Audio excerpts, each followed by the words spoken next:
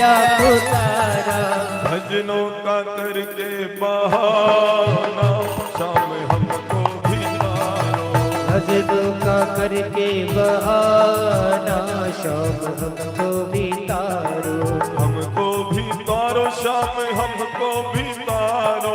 हमको भी तारो शाम हमको भी तारो। तारा है सारा जमाना शाम हमको भी तारो। तारा है सारा जमाना शाम हमको भी तारो। हमने सुना है शाम प्रहलाद को तारा। हमने सुना है शाम प्रहलाद को तारा। प्रहलाद को तारा शाम प्रहलाद को तारा। प्रहलाद को तारा श्याम प्रहलाद को तारा। हमें का करके बहाना शाम हमको भी तारो। खंबे का करके बहाना शाम हमको भी तारो। हमने सुना है शाम परीक्षित जी को तारा। हमने सुना है श्याम परीक्षित जी को तारा। परीक्षित जी को तारा शाम परीक्षित जी को तारा। परीक्षित जी को तारा श्याम परीक्षित जी को तारा। भागवत जी का करके बहाना शाम हमको भी तारो। भागवत जी का करके बहाना शाम हमको भी तारो। भगवत जी का करके बहाना शाम हमको भी तारो। भगवत जी का करके बहाना शाम हमको भी तारो। इनको भी तारो शाम इनको भी तारो। इनको भी तारो श्याम इनको भी तारो। हमको भी तारो शाम हमको भी तारो। हमको भी तारो श्याम हमको भी तारो। भगवत जी का करके बहाना शाम हमको भी तारो। भगवत जी का करके बहाना शाम हमको भी तारो। भगवत जी का करके बहाना शाम हम सबको तारो। भगवत जी का करके बहाना शाम हमको भी तारो। भगवत जी का ले ले बहाना शाम हम सबको तारो।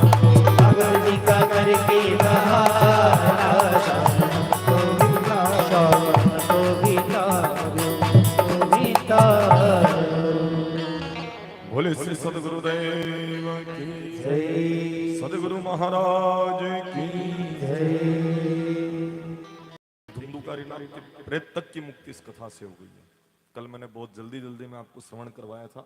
आत्मदेव नाम के ब्राह्मण, उनकी पत्नी का नाम था धुंधली। उनके धन था, जमीन थी, जायदाद थी, पर एक बात की उनकी कमी थी, कोई बाल बच्चा उनके नहीं था। और कोई ना कोई कमी संसार में सबको रहती है। कोई तन दुखी, कोई मन दुखी, कोई धन बिन रहत उदास। थोड़े थोड़े सब दुखी, सुखी हरि का दास। किसी न किसी प्रकार का दुख संसार में सबको है, नहीं है? किसी को धन का है तो धन है, तो किसी को बीमारी से दुख है। अन्य हो सकता है कि मान लो बीमारी भी परमात्मा की कृपा से नहीं है, तो संबंध नहीं हो रहा है, ये दुख है। संबंध हो गया है तो बहुत खतरनाक कर्कशा मिल गई, दुख। और मान लो वो कर्कशा नहीं है तो सास बहू में जम नहीं रही, यो दुख। और मान लो ये भी नहीं है तो कर्ज बढ़ गया, ये दुख। मान लो कर्जा भी नहीं है तो अन्य किसी न किसी प्रकार का, पर कोई न कोई दुख संसार में सबको रहता है। तनधारी कोई सुखिया ना देखा, जो देखा सो दुखिया रहे। जिन्होंने तन धारण कर लिया, किसी न किसी प्रकार का दुख उन सबको है, किसी न किसी प्रकार का, कोई न कोई। दीन कहे धनवान सुखी, धनवान कहे सुख राजा को भारी।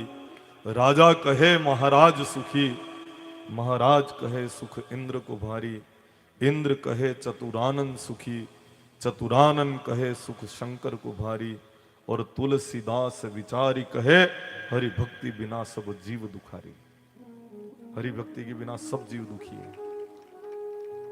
कोई तन से, कोई मन से, कोई धन से, किसी न किसी प्रकार का दुख संसार में सबको रहता है। तो आत्मदेव को एक दुख है, उसके कोई संतान नहीं है और निसंतान होने के कारण ये आत्महत्या करने के लिए जा रहा है। आत्महत्या किसी भी समस्या का समाधान नहीं है। मान लो कि संतान ने ना आत्महत्या करे तो क्या मरने से संतान हो जाती है? मान लो कर्जा बढ़ गया और आत्महत्या करे तो क्या कर्ज उतर जाता है? नहीं उतरता है।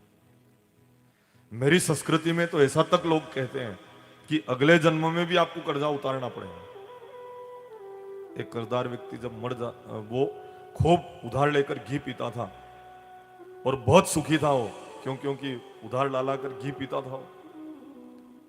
और जब वो मर गया ना, वो सोच रहा था मरवा के बाद तो देना ही नहीं पड़ेगा, इसलिए बहुत सुखी होकर वो मर जाता है।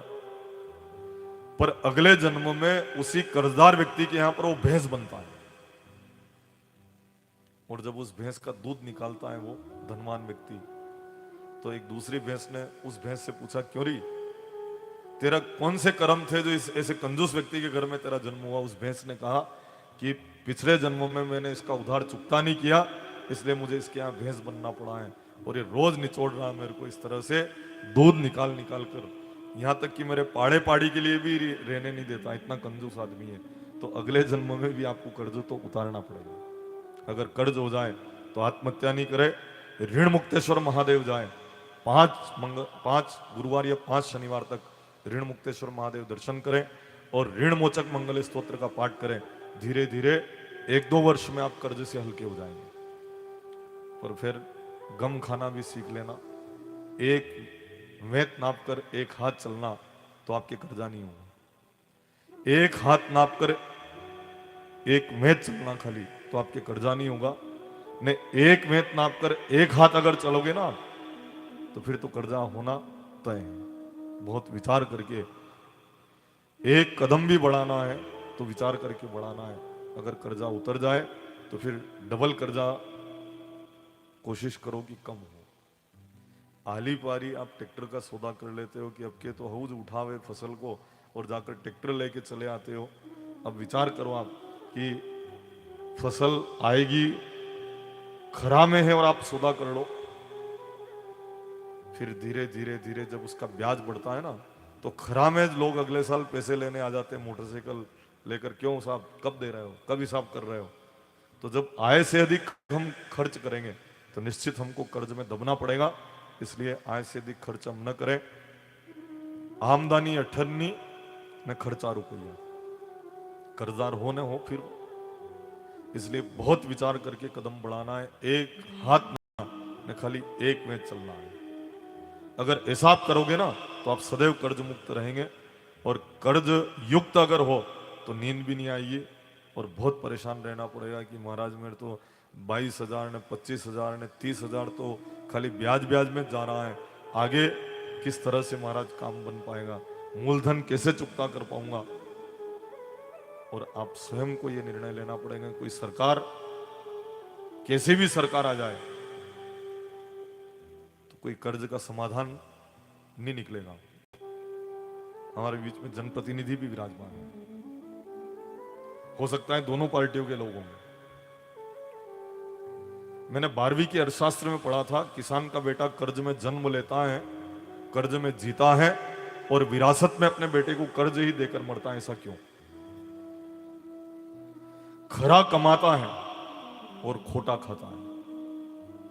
नहीं, खरा कमाता है और खोटा खाता है, अन्नदाता है वो, पर फिर भी कर्ज में उसका जीवन व्यतीत होता है। ऐसा क्यों? 12वीं के अर्थशास्त्र में पढ़ा था मैंने, किसान का बेटा कर्ज